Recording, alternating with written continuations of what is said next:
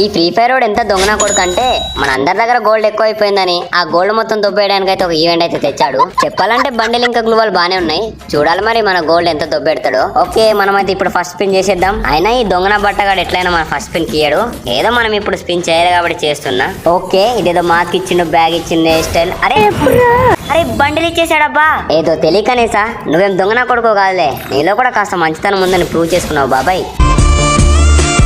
వీని సిగ్గు మండ, మనకు ఆల్రెడీ బండిలు వెళ్ళింది కాబట్టి ఇప్పుడు ఈ గ్లూవాల్ కావాలన్నమాట. అందుకే ఇంకా స్పిన్స్ తిప్పుతున్నా.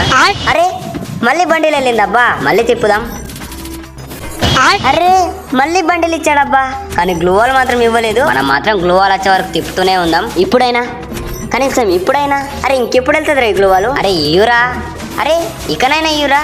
1 hour later. అమ్మా వెళ్ళింది మావా. వీడు అడిట్ చేసి నాకు 2 లక్షల గోల్డ్ బొక్క పెట్టాడు. నువ్వు మంచోనివి కాదురా, దొంగనా కొడుకువే, దొంగనా బట్ట.